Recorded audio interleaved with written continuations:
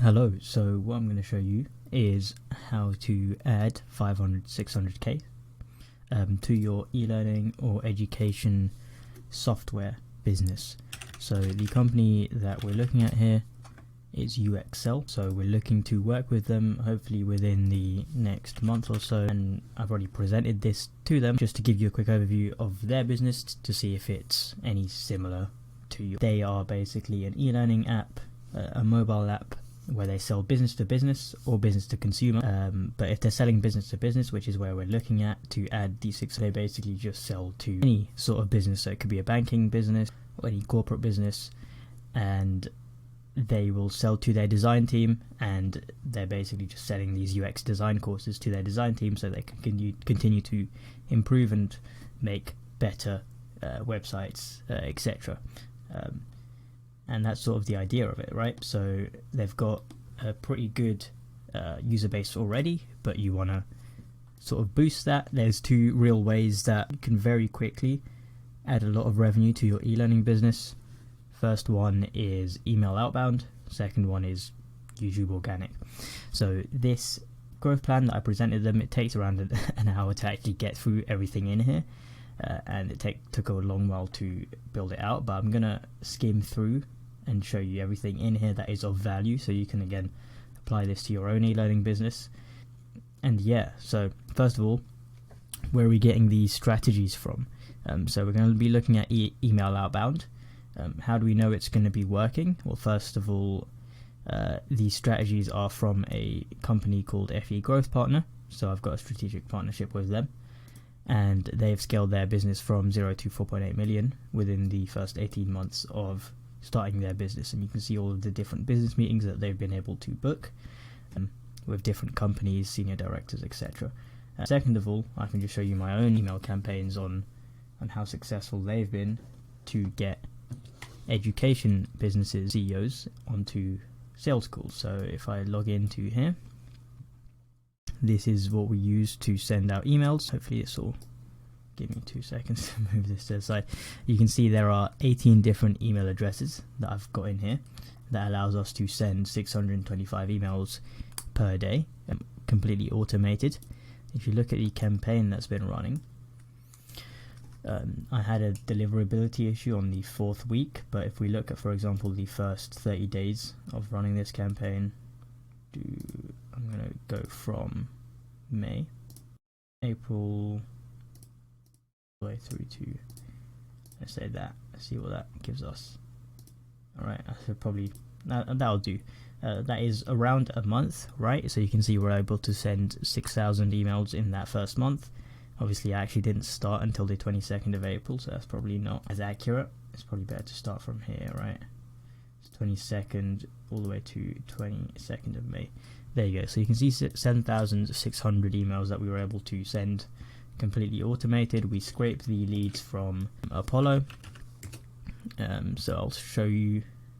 Actually, it's probably not worth showing this, but it's very simple to navigate something like this. A database that will basically have, it's got 16,000 leads in the e-learning and the education niche. So these are just businesses in that niche. Plug them into here, send them out basically, and what we've got so far is 101 positive responses. And so these are people who are responding to the email copy that we send out and are saying that they're happy to hop on a call. If we look at the metrics from there onwards, you can see that is a 1.33% positive response rate. The aim is 1.5, so it was at 1.5, but what actually happened was at the end here you can see my emails had an issue with deliverability. I started landing in spam, so I had to pause them and fix that, but that will hopefully get back up.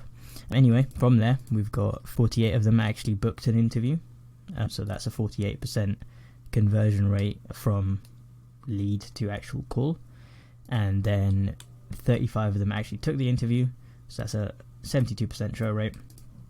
Qualified rate was 57%, so 20 of these were actually qualified to work with me, UXL being one of them, and 11 of them actually were able to were happy to book onto a discovery call, which was basically a second call where we'd go a bit more into the sales side of it. From that 11, I've taken 6 so far, and I've booked 5 final sales calls, so this is a third call. And so far I've showed 3 of them have actually taken place. I've got another 2 scheduled in. But you can sort of see the funnel from there on downwards. You can see that within the first month you've already been able to take 35 actual business meetings, which is pretty unheard of for a lot of businesses. If you were able to get 35 new meetings in your, for example, let's say you're serving each client and their average ticket size is 50k, and I mean it'll only be a few months before you see a massive return on investment, and this only costs around £300 a month to run, right?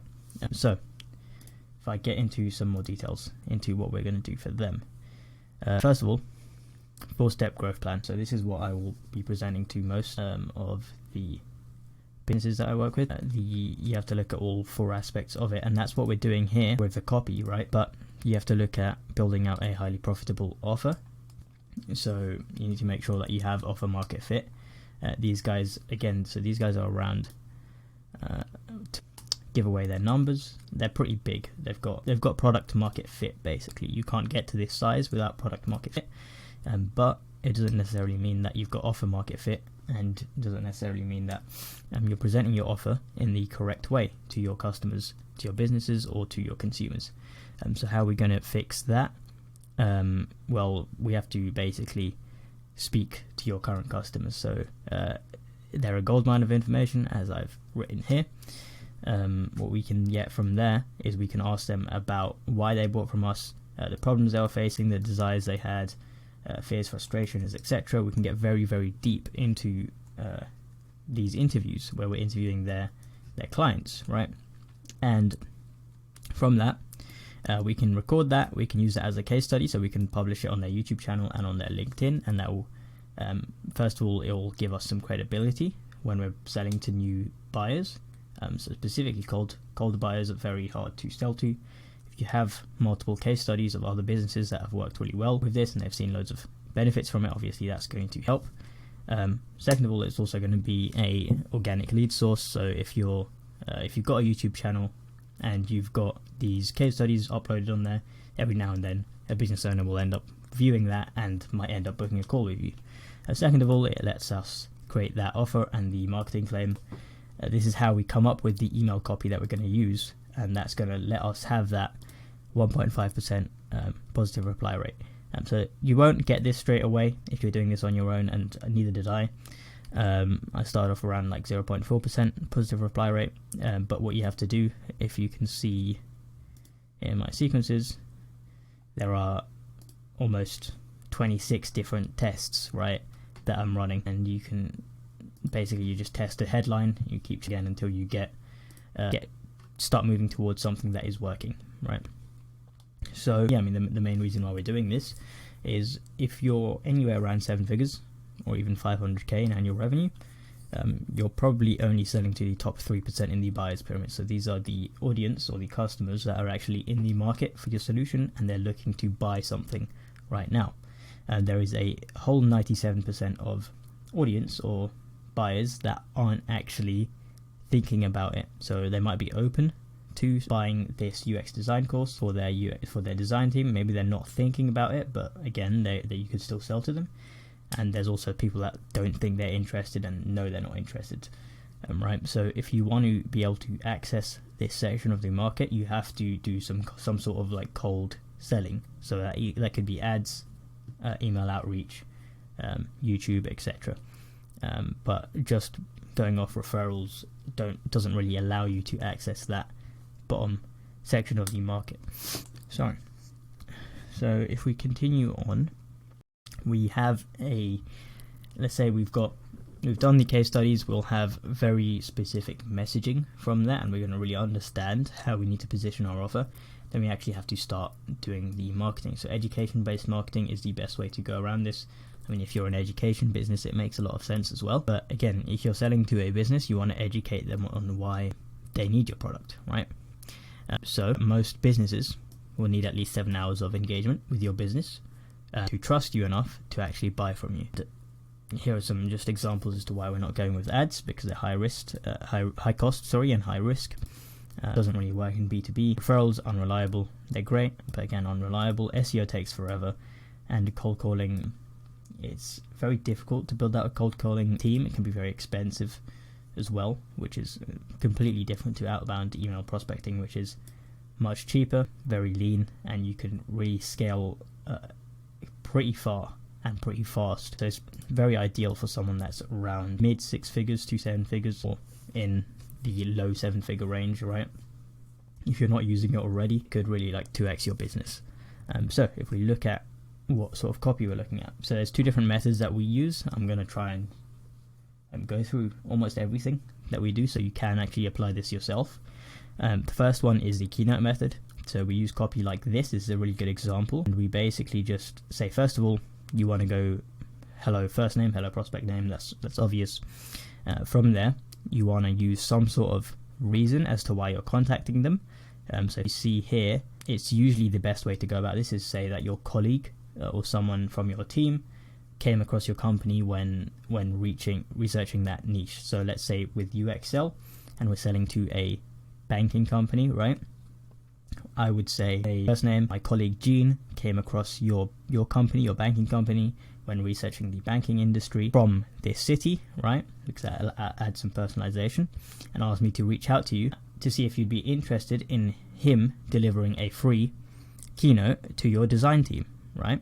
So this first line is already hooking, for example, a senior director that we're reaching out to in a banking firm, and we're telling them that we're a design business and like we're professionals in this industry, and we're offering a free keynote to your design team to make them perform better, right? You can add any sort of additional text here, so like we'll cover the fundamentals of developing a high performance design team, or improving your UX design for your website and your softwares, etc., and the importance of that. And you can here you add some social proof, so the reason why keynotes are based on the findings with these other companies that we've worked with. So UXL, again, if I open this up, they've worked with other companies, and you can think they might have it somewhere around here. You can see here, there you go.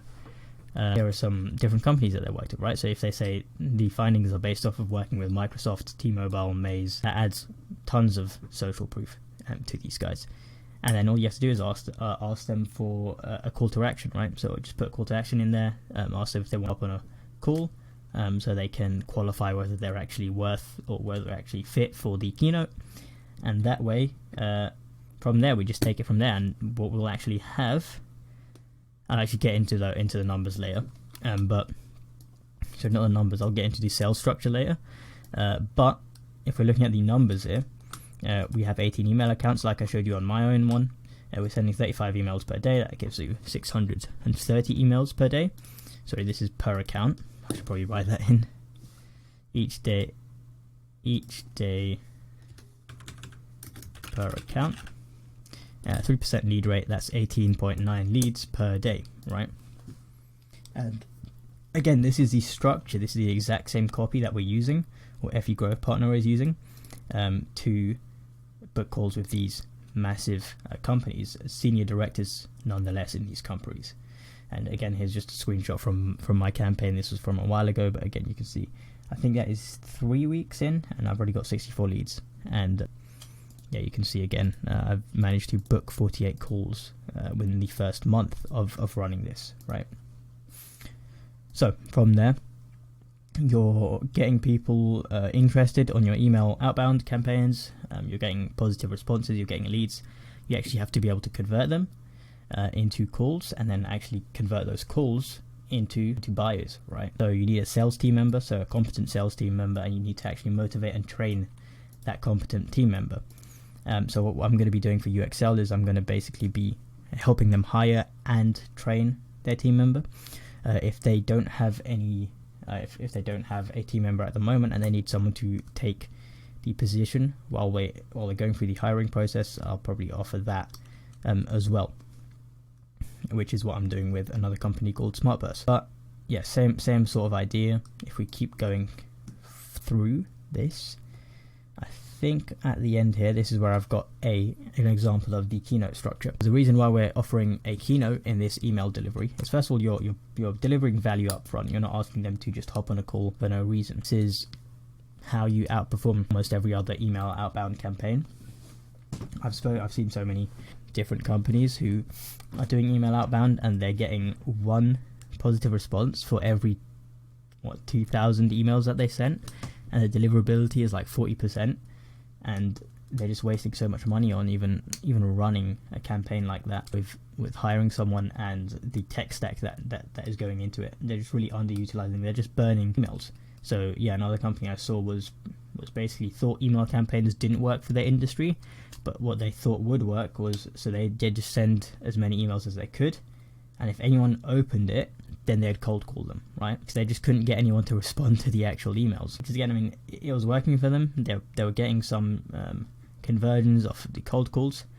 If you just put a bit more effort into making the email campaigns good and using high quality copy, then you don't have to do that. You get all of this is automated, right? If you look at my metrics, these are 35 booked calls on autopilot. Obviously, I'm actually having to respond and give them any extra info if they want that before they end up on the call, but the majority of it is automated, and it's super useful for a B2B business if you're not doing this already.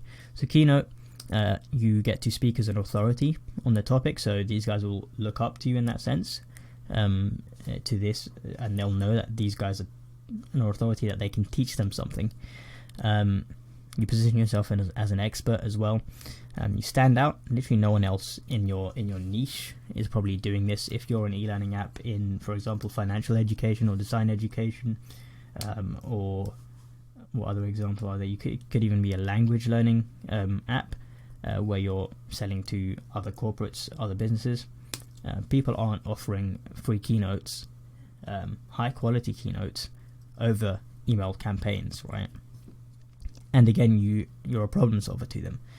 You're solving their problems for free, and that is a really great positioning, because then they will look to you to solve more problems, which then in turn they can actually start paying you for those. So where does a keynote fit into the sales cycle? This is very similar to the one I'm running for myself, which is the interview method, which I'll go through in a minute. But the keynote, basically you take that first call once they respond to your first email and they say that they're interested. You take that first call as a discovery call. So this is just a short phone call to basically qualify if they are qualified for the keynote. So you can ask them specific questions, and your job here is really to figure out if they're actually qualified to work with you as a business. So if they don't have enough revenue to work with you, if they don't have enough employees, etc., from here you won't waste your time presenting a keynote to them, right? So just make your questions specific to basically qualify them for your partnership. If they are qualified, if they do fit, then you transition them and actually schedule in a keynote.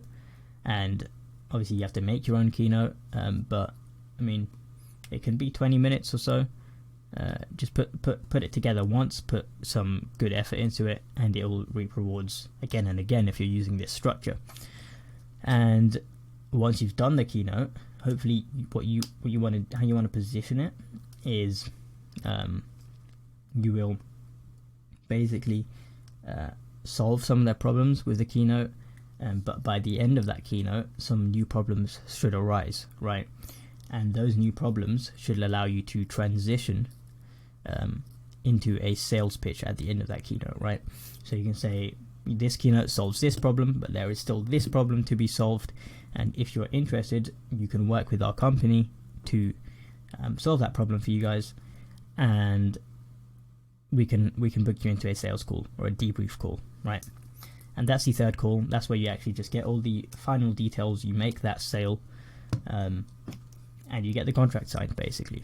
And that's the 3-call structure. So again, with UXL, with these guys, I'm going to be developing the keynote for them, and I'm going to be training and working with their SDR or sales rep to make sure this is all going smoothly, and like tweaking the scripts that we use, etc. Again, the keynote structure. So this is how you can sort of develop your own keynote. you want to start off with an introduction, have some content, and then these 2 bits are the main points. So you want to be able to, first of all, transition it quite succinctly. So summarize everything, emphasize the benefits, overcome any objections, obviously come up with that new sort of problem that arises from there, and then make the close. So wrap up any other questions and get them to book that final call. And on that final call, because it's positioned as a sales call rather than a keynote, they're very open to actually buying from you.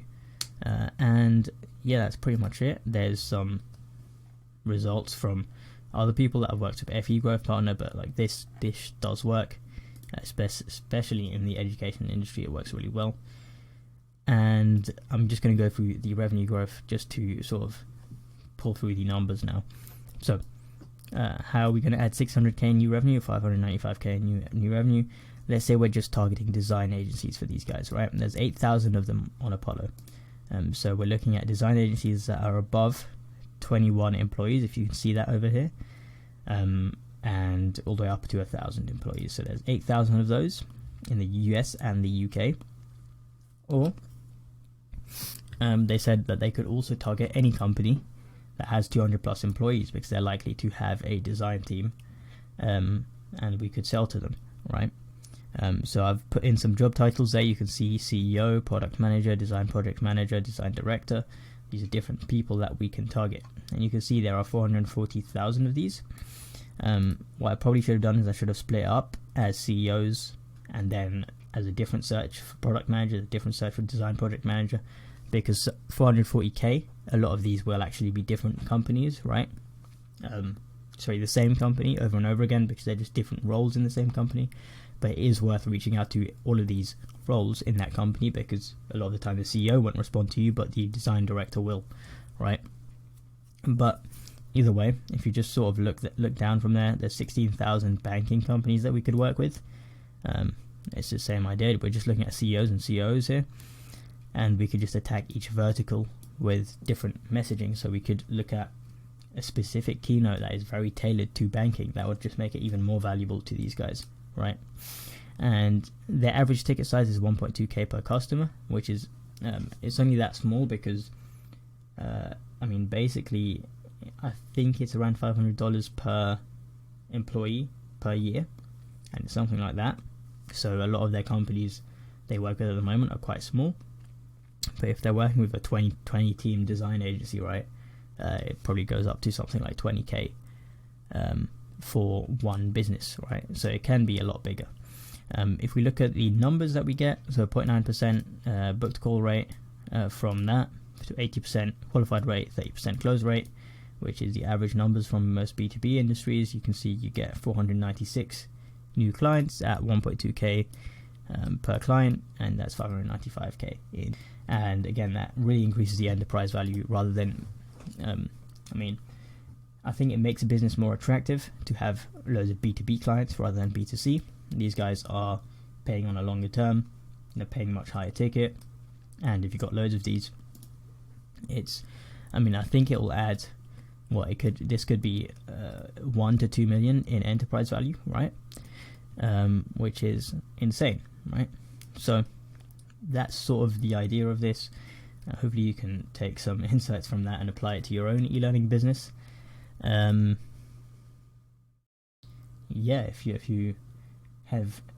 you want to have a look at what my own structure is looking like, I think I'll upload another video, so I'll link it in the end screen.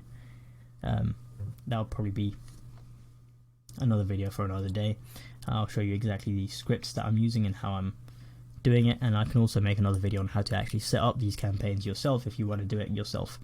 And there's also LinkedIn outreach, which is another really good way to get clients for your B2B. And you can see here I've sent 1,000 connection requests in the first 6 weeks. 262 have accepted that, which is a 20% acceptance rate, 22 positive responses, and 5 booked calls.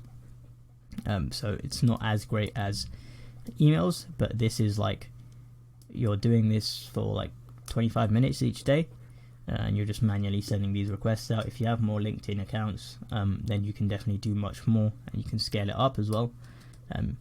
To be honest, the percentage, right, you can see booked call percentage here is pretty good.